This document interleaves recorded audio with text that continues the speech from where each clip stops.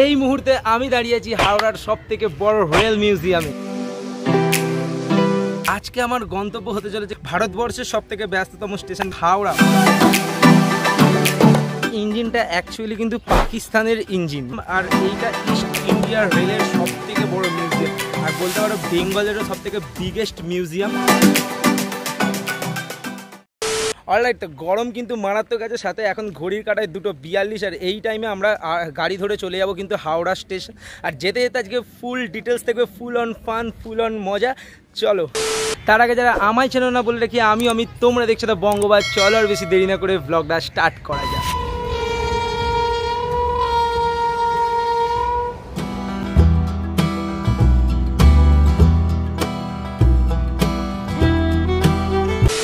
দেখো, আমরা কম বেশি কিন্তু সবাই ট্রেন চাপি, আর ট্রেন সম্পর্কে কিন্তু ভারতের মানুষের একটা আলাদাই ভালোবাসা আছে।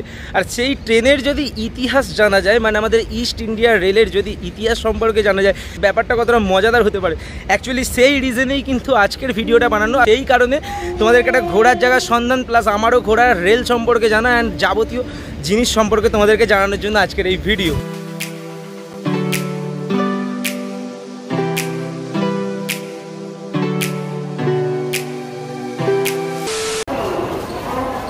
অলরাইট, এখন কিন্তু নেমে পড়েছি ভারতবর্ষের সবথেকে ব্যস্ততম স্টেশন হাওড়া জাংশন। আর এখান থেকে আমাদের মেন যাত্রা শুরু। মানে তোমাদেরকে কিন্তু এই জায়গাটায় যেতে হলে প্রথমে হাওড়া স্টেশন আসতেই হবে।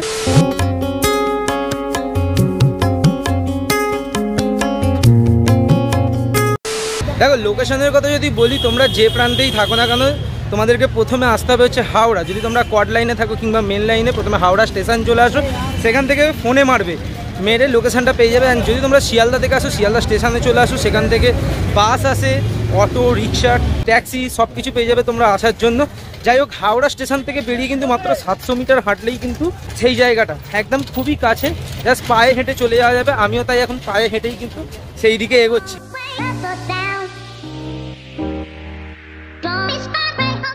অ্যান্ড দেখো, যদি এটার এক্স্যাক্ট লোকেশন বলি, সেটা কিন্তু হলো ফোরশোর রোড। মানে হাওড়া থেকে যে ফোরশোর রোড, সেই ফোরশোর রোডের ওপরেই কিন্তু অবস্থিত।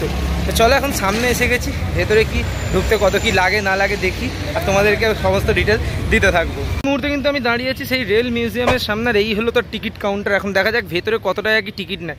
Let's go. বর্তমানে আমি দাঁড়িয়ে আছি বেঙ্গলস বিগেস্ট রেল মিউজিয়াম, যেটা ইস্টার্ন রেলওয়ের তত্ত্বাবধানে কিন্তু তৈরি হয়েছে। অ্যান্ড আমার সামনে কিন্তু হিউজ হিউজ রেল ইঞ্জিন, বগি সব রাখা আছে, অ্যান্ড সব ভিন্টেজ টাইপের জিনিস, অনেক ওল্ড মডেল, সেগুলো দেখে বোঝাই যাচ্ছে। চলো আস্তে আস্তে তোমাদেরকে সবটা দেখাতে থাকি। এবার কিছুটা ভেতরে ঢোকার পর প্রথম কিন্তু আমার চোখ যায় এই ইঞ্জিনটার ওপর। এই ইঞ্জিনটা অ্যাকচুয়ালি কিন্তু পাকিস্তানের ইঞ্জিন, মানে পাকিস্তানের যে লোকোমোটিভ ইঞ্জিন, সেটা ইস্ট পাকিস্তান রেলওয়ে, এটা লেখাই আছে। এবার বলি, এর একটা ইতিহাস আছে। 1971 সালে যখন ইন্দো পাক যুদ্ধ হয়েছিল, তখন কোনো কারণবশত কিন্তু এই রেল ইঞ্জিনটা আমাদের ভারতবর্ষে ঢুকে পড়ে। এটাকে এনে তারপর থেকে আমাদের এই ইস্টার্ন রেলওয়ে, মানে হাওড়ার তত্ত্বাবধানে এই মিউজিয়ামে স্থান পেয়েছে। এটা কিন্তু একটা অরিজিনাল ইঞ্জিন, মানে চাকার সাইজ দেখেছো এক একটা, মানে হিউজ বড় বড় সাইজ। আর তার সাথে এটা কিন্তু একটা স্ট্রিম ইঞ্জিন, মানে বাষ্পচালিত ইঞ্জিন। ভেতরের দৃশ্য কিছুটা এইরকম, আমি তোমাদেরকে দেখানোর চেষ্টা করছি, যদিও টাচ করা যাবে কিনা আমার জানা নেই। দেখো, ট্রেন সম্বন্ধে আমার খুব একটা আইডিয়া আছে আমি বলবো না, বাট এইটা যতদূর লেখা আছে WCM-5 একটা লোকোমোটিভ। এটা কিন্তু অনেক পুরনো, অনেক হেরিটেজ টাইপের দেখতে। সাথে এদিকে আরও একটা কিন্তু পুরনো রেল ইঞ্জিন। এগুলো সবই প্রায় ডিজেল ইঞ্জিন যতদূর আমার দেখে মনে হচ্ছে। মানে এই যে রেল ইঞ্জিন, এটার নাম কিন্তু ইন্দ্রপ্রস্থ। আমি জানি না এটার নাম কিনা, বাট এর গায়ে লেখা আছে। আর এটাও কিন্তু মারাত্মক রকমের কিন্তু হেরিটেজ পুরনো একটা ইঞ্জিন। মানে ইঞ্জিনের ডিজাইনটা দেখলেই একটা আলাদা রকম দেখতে, মানে এরকম ডিজাইন অ্যাকচুয়ালি এখন দেখতে পাওয়া যায় না।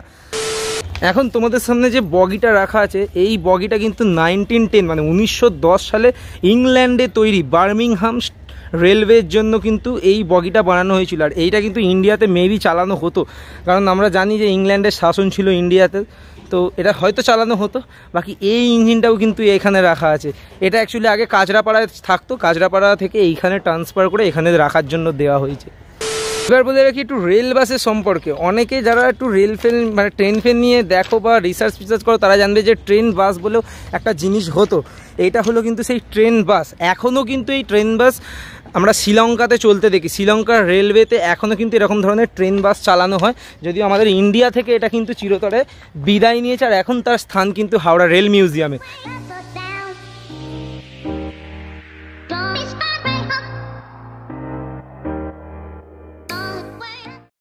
এখন কিন্তু এই ট্রেন বাসটার ভেতরে আমি একটু ঢুকে জাস্ট তোমাদেরকে দেখাচ্ছি। এটাকে এখন স্টোর রুম হিসেবে ইউজ করা হয়, মানে হাইট একদম কিন্তু খুব কম।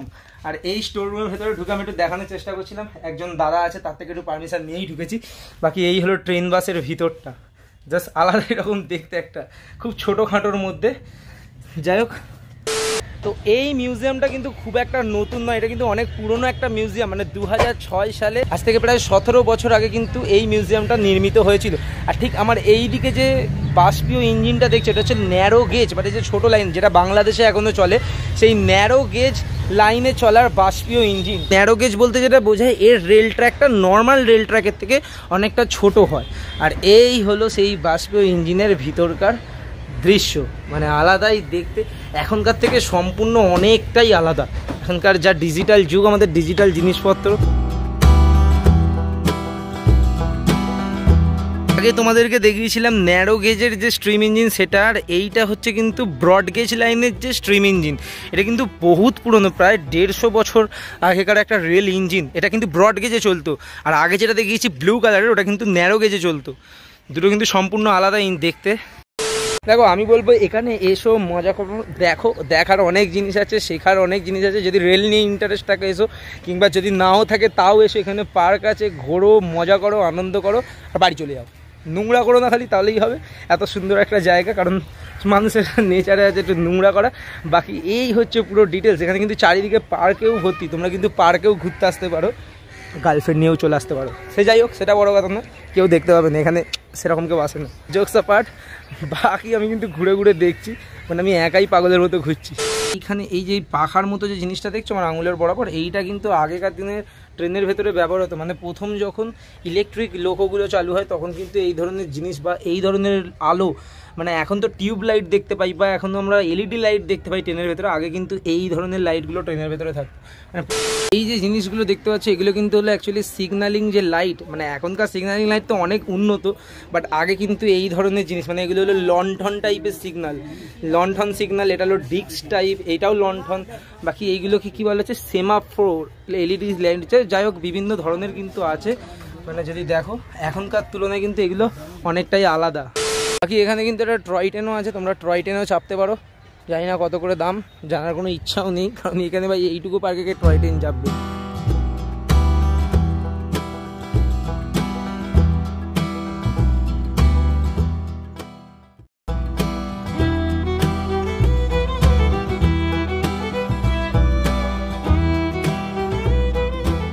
এবার কিন্তু এই রেল মিউজিয়ামের মেন আকর্ষণের জায়গায় ঢুকছি, দেখি এর ভেতরে কি কি দেখা যায়। শুনেছিলাম নাকি 150 বছর পুরনো নাকি রেল ইঞ্জিন, স্ট্রিম ইঞ্জিন, এইগুলো কিন্তু রাখা আছে। তার মধ্যে মেবি এটাও একটা, এটা কিন্তু অরিজিনাল একটা রেল ইঞ্জিনের সামনে আমি দাঁড়িয়ে, স্ট্রিম ইঞ্জিন যেটা, তো তারই ভেতরে দাঁড়িয়ে দেখে তো অরিজিনালি মনে হচ্ছে। যাই হোক, মানে যে শুধু রেল ইঞ্জিনগুলো রাখা তা নয়, ভিতরে কিন্তু ডেমো হিসেবে মানুষজনের মতনও বানানো আছে পুতুল।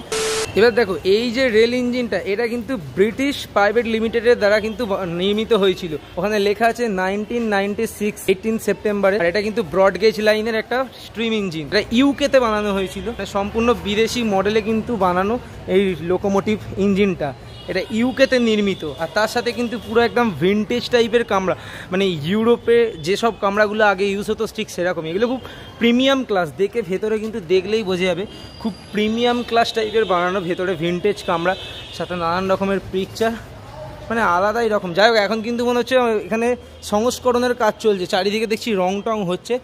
দেখে খুব ভালো লাগলো যে যত্ন সহকারে জিনিসগুলোকে, একদম পুরনো ঐতিহ্যকে কিন্তু ধরে রেখেছে এনারা।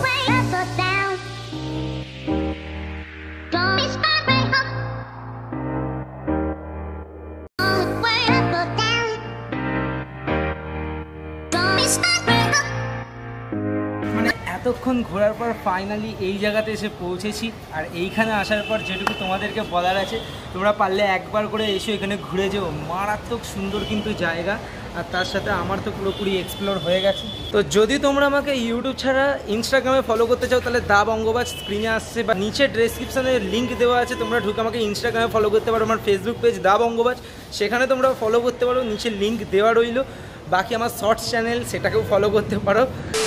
ঘুরতে ঘুরতে শেষে একটা জিনিস খেয়াল করলাম, অনেকেই কিন্তু এইখানে যে রেল ইঞ্জিনগুলো বা ট্রেনগুলো আছে সেগুলোর সাথে কিন্তু মানে অনেক ছেড়খানি করছে। ছেড়খানি মিনস এটা ধরে টানছে, ওটা ধরে উঠে পড়ছে, বাট এগুলো করা উচিত না। তোমরা যদি দেখে থাকো প্লিজ এরকম করো না, যদি কেউ দেখে থাকো এরকম লোক, কারণ এগুলো অনেকটা ঐতিহ্যবাহী জিনিস, এগুলোর সাথে এরকম না করাটাই বেটার।